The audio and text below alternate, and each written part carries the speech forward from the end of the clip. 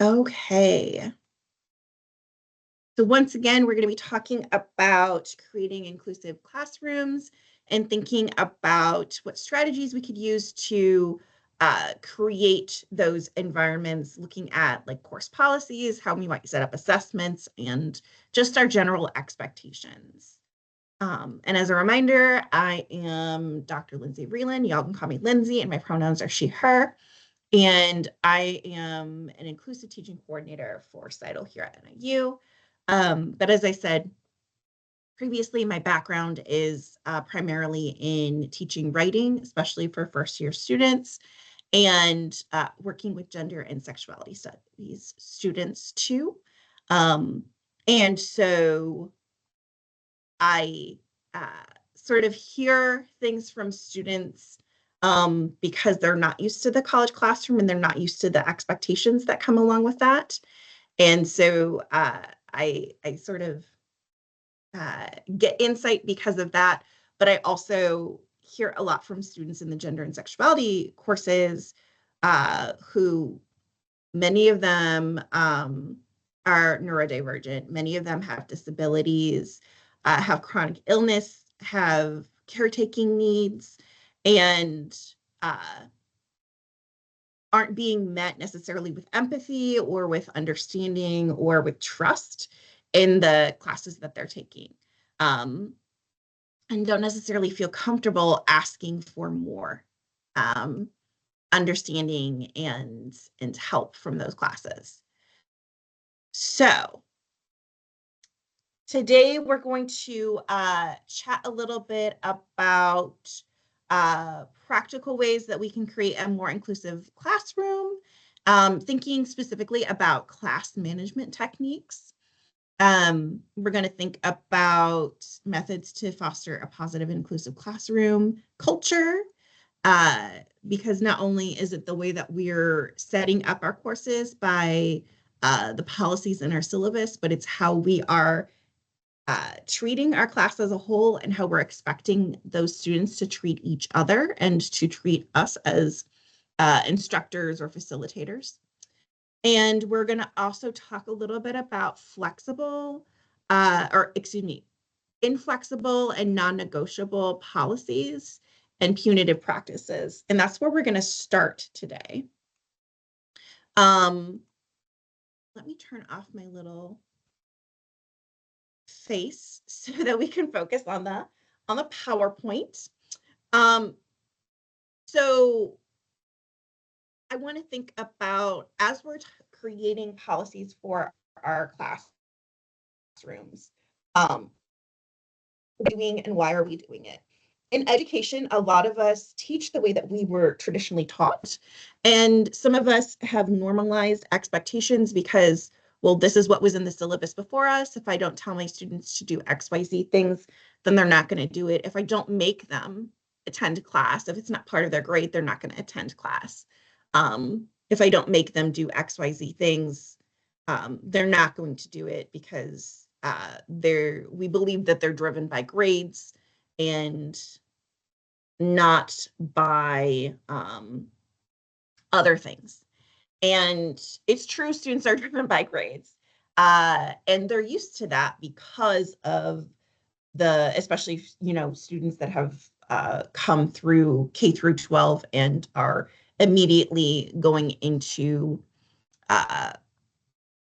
college level learning. They're used to being sort of controlled and directed by policies and by grades. So we want to think about the ways that we're creating our policies and how we're talking to students about their needs and their identities through our policies. So if we create something that's rigid about attendance or about deadlines,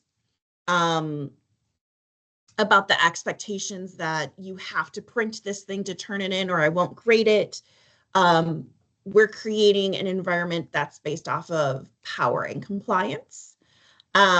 We're punishing them for not complying or conforming to what we expect them to do. And sometimes we expect them to do something because it's easier for us. It might be easier for you to grade something that is printed, but they might not have money to print something, or maybe the printer was broken.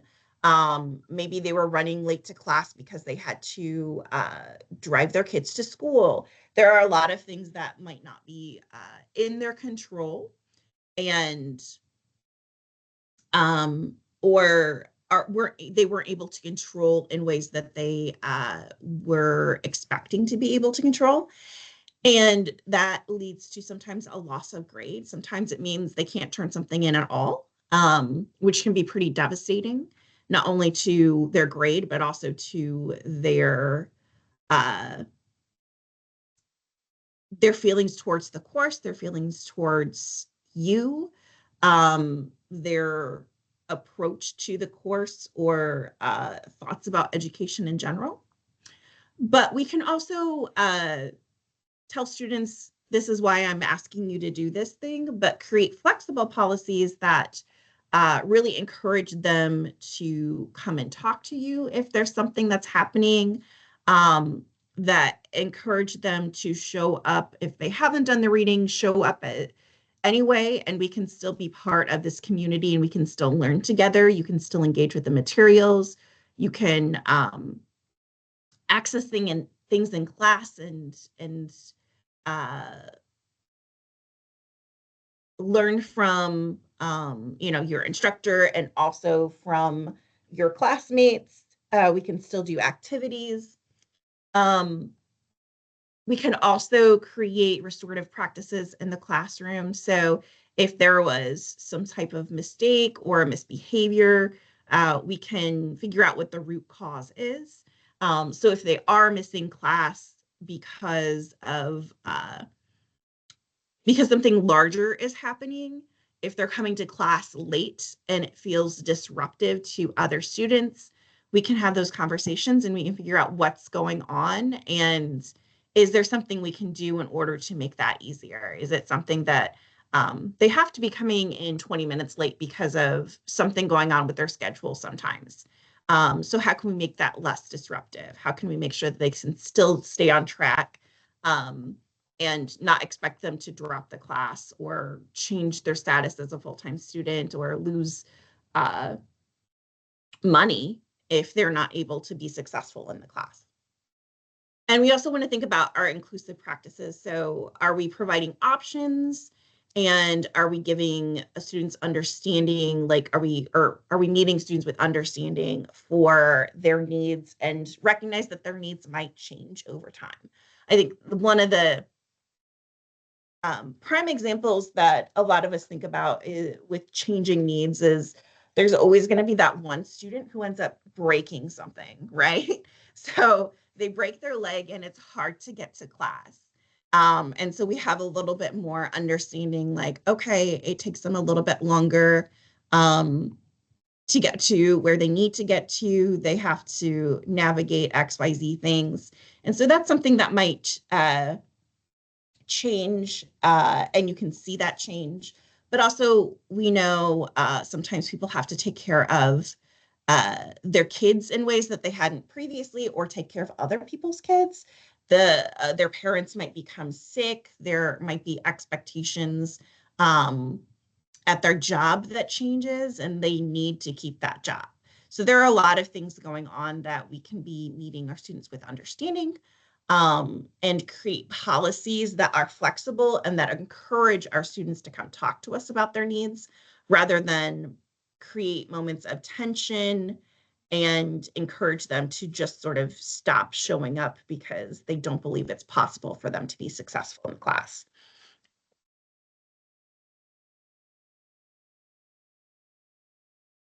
So I'm going to give some like more specific examples of things that we can consider moving forward.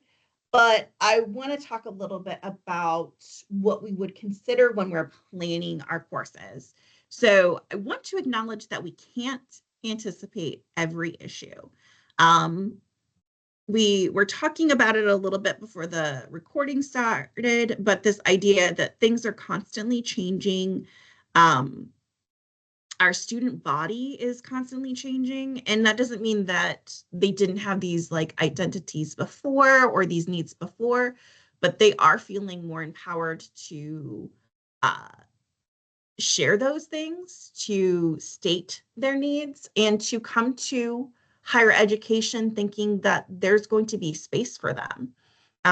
We have so many students that wouldn't have considered college and wouldn't have considered college full time until after the pandemic, when they saw things were shifting and people were being more considerate. So we're not going to be able to anticipate things, but we can make sure that students know that we're open to having discussions and having feedback on things that exist. And you can change policies over time in your class. I know that we're supposed to treat the syllabus as um, the almighty text for our class, and that's supposed to be set in stone, but I don't think that's a pretty realistic thing. So if we can open it up to our students and have these sort of discussions, we can change over time, and we can recognize that there are things that they might need to change, and we can support them in creating those opportunities for change. You might have non-negotiables, and for a good reason. And so we can share those up front and still encourage students to discuss their needs with you. If there are particular things like you have to be able to attend your internship, okay, I think that's probably pretty reasonable, right? To be able to get credit for something, you have to attend it, and you have to be working with the group of people that you're supposed to be working with, and have those experiences in order to properly do the work.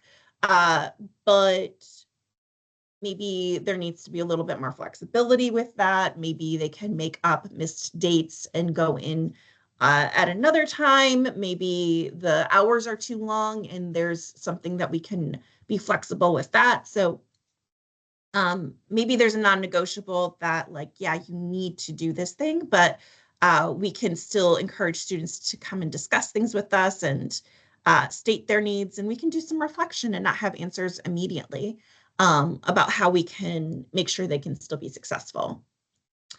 And we want to make sure that we're setting aside our ego. Student behaviors aren't always about us.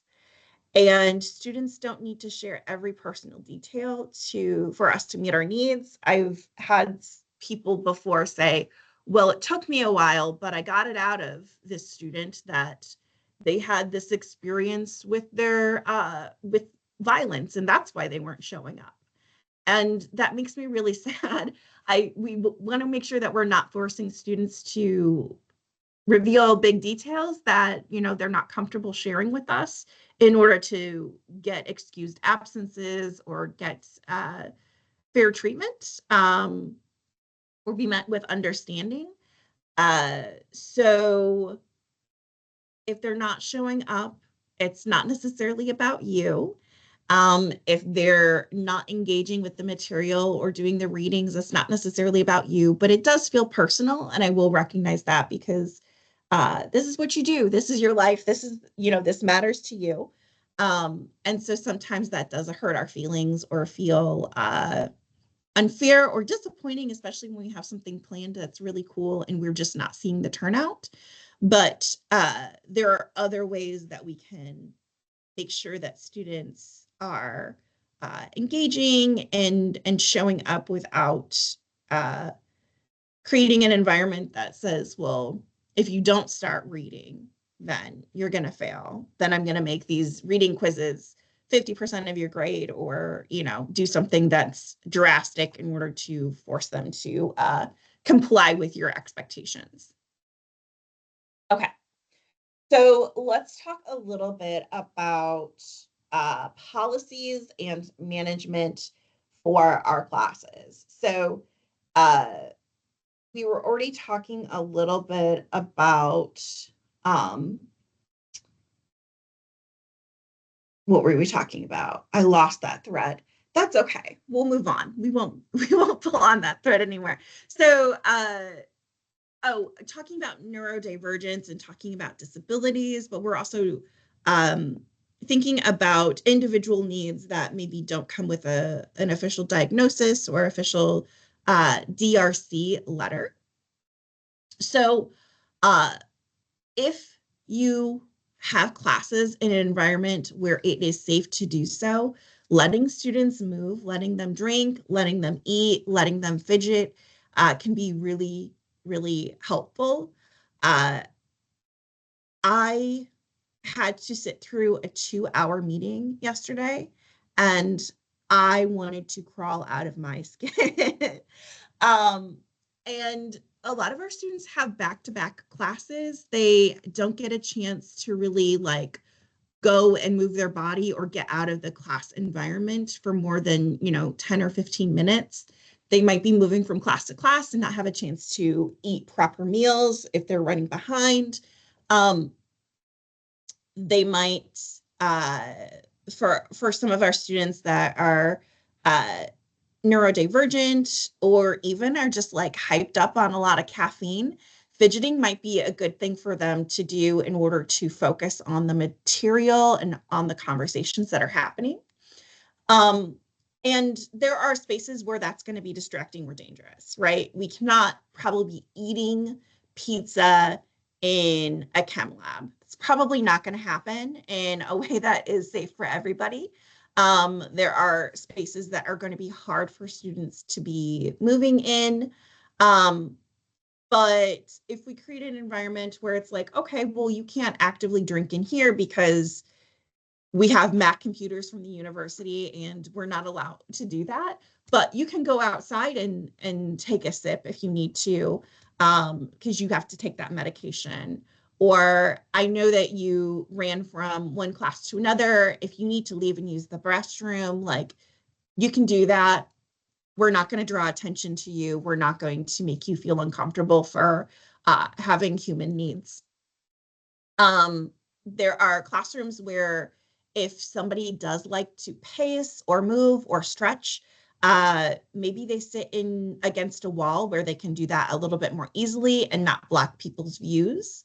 Um, we, especially for long classes, we might have students that like to doodle or fidget or click their pens, and some of that stuff can be distracting to others, but is like useful for them to sort of get out that energy.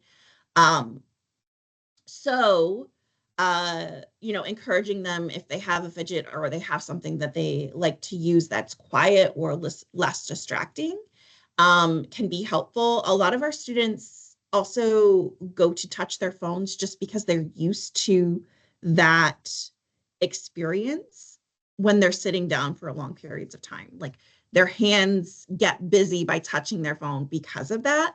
Um, I find that I do that now too. And it's something I'm trying to not do, but that's what happens. Like this is just like a normal thing. If I'm not on my computer, I'm grabbing my phone, even if I don't need to be doing something on my phone. So having something like pipe cleaners in an environment where students can just play with something that's quiet can be really helpful for them to use their hands, especially if it's a discussion-based class. They don't necessarily need to be doing an activity with their hands. If they can play with a pipe cleaner, and then they're less likely to grab their phone or be doing fidgeting, like clicking pens or whatever that might be distracting to other people. Um, and if we're doing quiet work, letting students listen to music, obviously at a reasonable level, if they're going to be doing, 10, 15 minutes of writing reflection or designing something, giving them an opportunity to sort of use the things that work best for them, especially in a class environment, uh, that's great. Do we want music that is going to be so loud that it's heard by other people? No, but we can talk about what that looks like and how that feels to their classmates as that comes up. We also, or we obviously have accommodations. We work with the uh, Disability Resource Center, the DSRC, and we get letters of accommodation. And that might be because of disability or neurodiversity. But as I mentioned before, sometimes we have just human needs and unpredictable events that come up. We might have disabilities that are short term. We might have disabilities that are things that we are just suddenly learning about, or we're trying to get a diagnosis for, but healthcare system might be hard, or it might be hard to get into a psychiatrist or whatever. So if we can be accommodating to people that say like, hey, my body hurts and I need to not be in class, or hey, this thing happened and I don't know that it's the best environment for me to be sitting in the 3-hour lecture this week. What can we do to accommodate those needs? Um, Not create a bunch of extra work for you, but also make sure that these students can stay on track when they have things that come up that uh, don't allow them to easily complete the things that we're expecting them to complete. I already talked a little bit about attendance, um, but when we're creating policies or just expectations for attendance, we want to consider what we expect students to do. And is that something that's achievable for students with chronic illness, for caretaking responsibilities, full-time jobs? Um, so are we going to, I've heard this a lot in my experience as a college student, but I also hear this from colleagues from time to time too, this idea that being a student is your full-time job. And I think that that sort of mentality is great, but I also want to acknowledge that students aren't being paid to show up to class, and they have needs that they, need money for. And if something comes up with their full-time job where they have to cover a shift, or part-time job either, if something comes up where they have to do, their kid is sick and they um, don't have childcare because the kid usually goes to school or whatever that looks like. We want to make sure that we're not setting those people up for failure with the expectations that we have. That doesn't mean that we don't expect people to show up to class. That doesn't mean that we don't have something where they are still accountable for what would be discussed in class, or doing activities, or engaging with you to demonstrate that they have that knowledge. But we want to make sure that we're keeping all of that in mind, and we want to make sure that we have an attendance uh, or that we're keeping attendance in a way that students know and they are aware that you're tracking that, and they can come and have conversations with you instead of avoiding you because they're feeling embarrassed by something because they keep showing up 15 minutes late and they never get the sign-in sheet, and they're feeling embarrassed about that, or they have to leave early and you only take attendance at the end of class or whatever.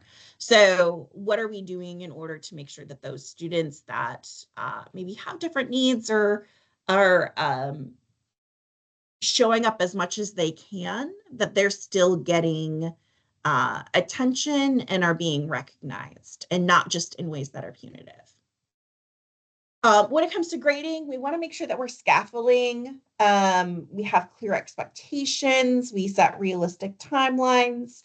We're aware that students have other classes or have other things that are expected of them.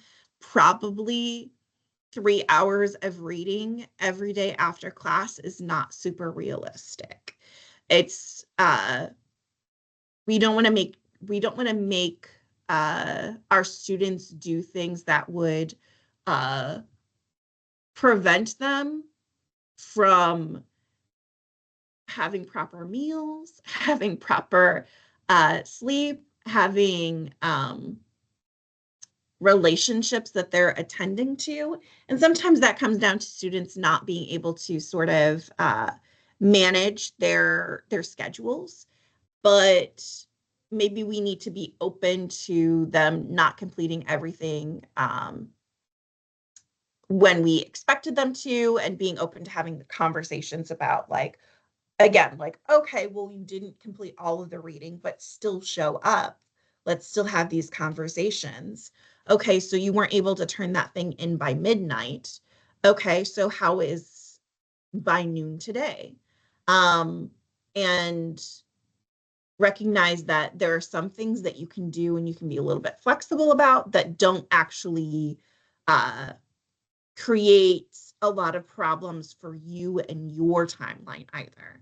So you probably weren't going to start grading at midnight when things came in. So giving, one student an extension is probably not going to throw you off much. At the end of the semester, if your expectation is turn this in by noon, that might throw you off to say, okay, well, I can accept this, 2 days later.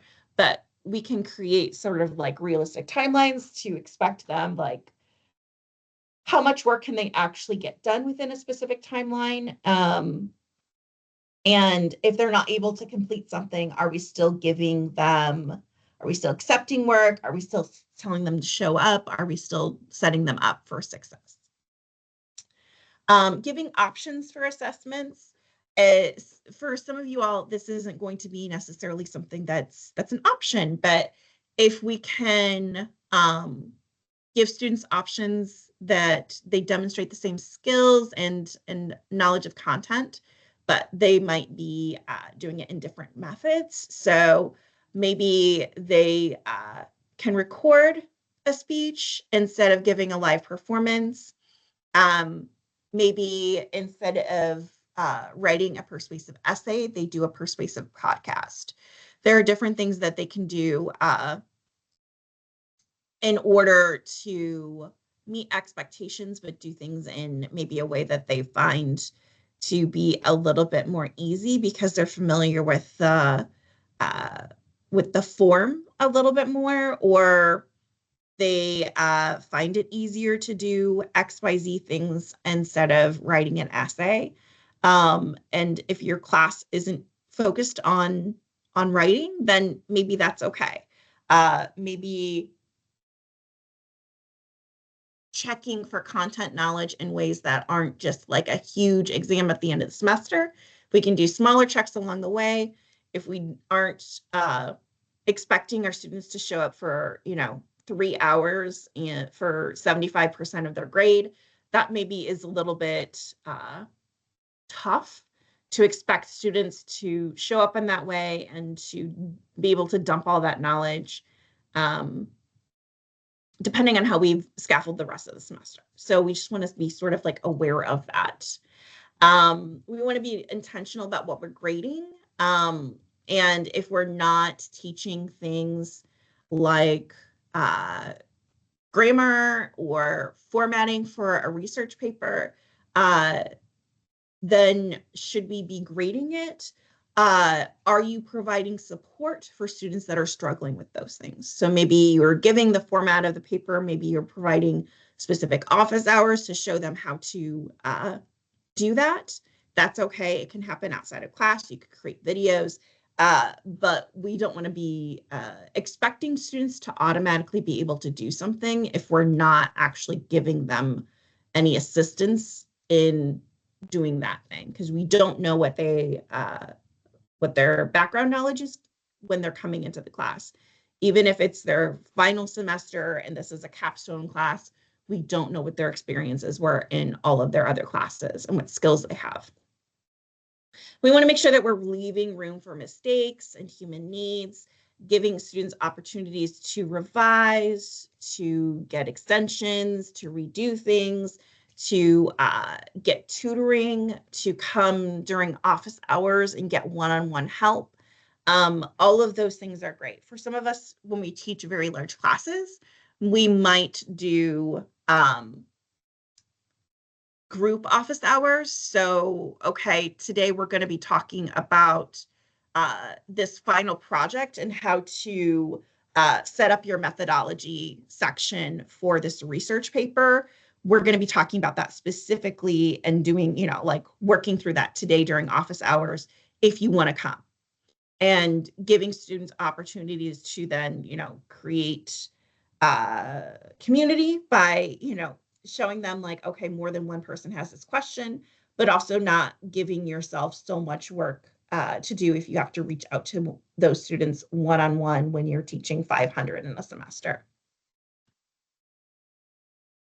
We want to make sure that we're diversifying instruction. So maybe we have mini lectures instead of just big lectures. We're also doing guided discussions. We're doing small group work, pair and share, and class activities. We're diversifying the interaction that we have with concepts. So we're using visual aids like charts or diagrams or photos. We're using demonstrations, maybe in-class demonstrations, or we could be showing videos with that. If we can do hands-on activities, maybe we can have a guest speaker, but also maybe there's just a video of an expert talking about the things that we're showing or that we're discussing. And we can also do student presentations and have students teach each other things. So the information in different ways is going to hit different brains in pleasing ways.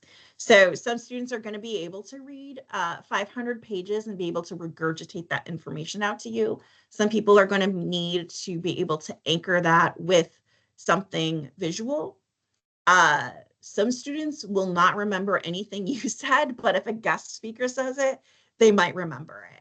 And that's just the way of the land, unfortunately. Or if they have to study something enough to teach another person, that might be what ends up, sticking with them in the end. So diversifying that also takes some of the things off of your plate, but can help them receive information in different ways, especially if it's different people explaining the same information. If a word changes, that might lock that idea in differently for one student than for another. And that might be all the difference. We talked a little bit about group work before we got started, and we want to make sure that we are encouraging group work. It can really help students who are confused. They feel a little bit more empowered if they have a group to work with. And then they can speak up together. They can ask for help together. They can see that other people are also confused. That just like sort of normalizes that for them. If we're using group work, though, we want to make sure we have group contracts or some sort of ground rules for that group work. And that if we're expecting them to do things for the class that are going to be, assessments for the class, not just like, let's sit in a group and talk about this thing, that we're giving them time to work on those things during class. We don't know what their schedules like are outside of class. We also don't know if students are comfortable sharing information like their phone numbers or information about where they live with other people. So if we can give them time in class to do things, that's great. There's also some people that would be able to do this stuff like via email. So, we don't have to completely just do things in class, but at least giving them an opportunity to touch base and figure some things out along the way in class is really helpful. Giving students an opportunity to give suggested group grades is another way to handle that. If you can work with students recognizing how much they're actually doing for the group, we can acknowledge that some things that take a lot of time maybe aren't the easiest to grade, and sort of acknowledge what students believe to be true about their experience through those suggested grades. Usually they're pretty good about understanding whether or not they met the expectations. And are honestly sometimes harder on themselves than they are than I would be. So that's another opportunity to just see what they feel about like their work. And we might want to be flexible too, changing groups and dynamic when necessary, because there might be situations where students are feeling uncomfortable. Uh, Maybe there is somebody who said something that demonstrated anti-fat bias, and we have students that feel uncomfortable in that group, or maybe something that was homophobic or transphobic.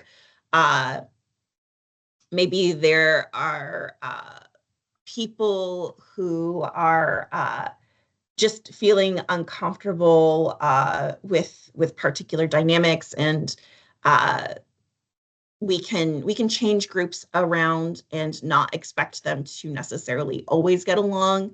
But we can also help with that stuff too, right? We can sit in on groups and we can um, provide support, especially if there's something that can be fixed within the group. We can do some one-on-one conversations and help them through all of that stuff. Okay. We can create community agreements within our class. So our students can be part of building what our expectations are for the class. So they then are entering the classroom as a community. They might have expectations for behavior, for what engagement looks like. What does it mean to be prepared for class? Uh, what do they expect you to be doing as the instructor? And I mentioned it earlier, but we can identify non-negotiables with our students. And that might be like a syllabus statement to talk about things like divisive language or courses focusing on humanity. So primarily when I teach, these are two examples of things that have been taken out of my syllabus in the past. So uh, when we're talking about identity, it's important to make sure that we understand that we're not going to be debating the right of anyone to exist or have rights. So students might have questions about trans identities, or might have questions about things like immigrants, or the rights of people with disabilities, and becoming parents and things like that. And I'm happy to have those conversations with students outside of the class, where they're not going to be making their classmates feel uncomfortable because they hold those identities. And if we are saying things that are inappropriate because maybe we don't have the correct language, not necessarily because they're trying to be disrespectful or um, diminish humanity, then we can have those conversations one-on-one. And if I need to help them along with that, they're also not embarrassed because they're getting called out because they said something that was offensive or a slur or something. I also do this in my writing classes when we're talking about, like, a lot of students want to talk about borders and want to talk about uh, immigration. And so I have a statement in my syllabus talking about, we're using undocumented immigrants. We're not uh, using these other offensive and inaccurate and outdated terminology. And some students just don't know that this is outdated, that this is inaccurate, that this is charged language. And so acknowledging it straight up front creates this expectation of, like, okay, well, we have to be mindful, and this is how we're going to be sort of framing this, but isn't creating an environment where I'm saying, okay, if you don't do this thing, you're going to be losing points for the day or whatever. It's just an expectation for how we're going to be having these conversations, that we're going to be accurate and we're going to be intentional. And if we mess up, that's okay. But we want to make sure that we're focusing on humanity in these spaces. Okay. We are running out of time, so I will briefly mention that I also think that sharing content warnings is really important to have students be aware of what we're going to be talking about so they can prepare. They're going to be less likely to, or they're going to be more likely to actually engage with the material instead of sort of just reacting to what's going on. We want to make sure that we're supporting LGBTQ plus students. So acknowledging that their voices and acknowledging that they are moving through the world, but also the university in different ways by not necessarily having bathrooms that they can access in the buildings that you're teaching in. By not receiving the same treatment when they go to get their one card as other students. So there are little things that we can do to sort of like acknowledge that their experiences are different than other people's and create policies that are a little bit more kind and understanding based off of that. Okay. We have a couple minutes left, and I would love for you all to share experiences or share questions if you have them. We can continue to have these conversations after 11, but I want to be mindful of time and respectful of what's going on. So I'm curious if there are some ways that you have created more equitable learning environments in your classrooms, or you've seen other people doing things and you're like, this is amazing, I want to try and do this too. Or if you have any questions that have occurred to you as we're going through. Okay, so I kind of have a mix of this. So I did the AQ, like welcoming and belonging course last fall. And one of the things that they had recommended was like a feedback survey so that students could come in and say, like, this worked really well, this didn't, so that like I could assess the course as I go. And I thought, wow, this is a really great idea. And so I built it into my courses this semester, and no one uses it. And I am not so foolish as to think that like I am so great and have no need for feedback, because students will give me, I mean, some will give me like verbally will give me feedback, but I'm like, how can I actually get them to use the thing, because it happens a lot. And I tell them this all the time. I mean, I have so many students, I can't remember everything. Like I need it written down. So like you can tell me and that's great. But if you don't email me and tell me that you're going on vacation and you'll be gone next week, I'm not going to remember who said that. And so I'm like, I really would like them to put it on paper, it's electronic on Blackboard, but they, how do I get them to actually do it? So it's a good idea and a challenge at the same time. Yeah, no, it's a great idea. And I'm glad that you brought that up because that's such a good way to student from class to class expect like the needs are going to change, right? Mm-hmm. So this is a good way to sort of be mindful of that. I'm wondering, do you actually take time out of class actively for them to do that in class? Because that might be an option. That might be like, we're going to take 10 minutes today, this morning, and I want you to fill this thing out. No, I have not specifically done that. It is a like major like on my homepage in Blackboard with like it's not buried. It's not buried in any way through like click on these 3 folders to get to it. It's a main thing. But I have not specifically given them time in class. I'll talk about it. I'll be like, "Hey, go and fill this out," but I've never specifically given them time to fill it out. Yeah, I could do that. Okay. Yeah, and because it's not buried, I think that especially, like looking towards next semester, if you do that sort of like early on, like maybe 2 weeks in, 3 weeks in, and you're like, okay, well, let's spend 10 minutes doing this. And by the way, this is always available to you.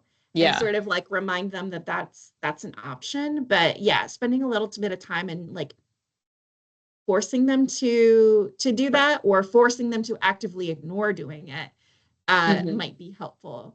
That's a good idea. Okay. Yeah. Yeah. I do that with course evaluations. Of course. I didn't actually think about doing that with the feedback forms, period. That's great. Yeah, I'll do that. And you don't necessarily want it to seem super formal, but also if it's going to benefit them, it's worth taking that time and demonstrating to them that it's important to you too. So, yeah. Okay, we are at time. And again, I want to be respectful of everybody's time and days and the things that you need to get done today. So I just want to say thank you so much for showing up and for being such great uh, workshop attendees. Um, I will be sending out an email to everybody after this with the recording, with information about resources and whatnot. And if we want to continue to have one-on-one conversations, answer questions, we can do that via email, or we can do that here after I turn off the recording. So thanks, everybody. I really appreciate you all.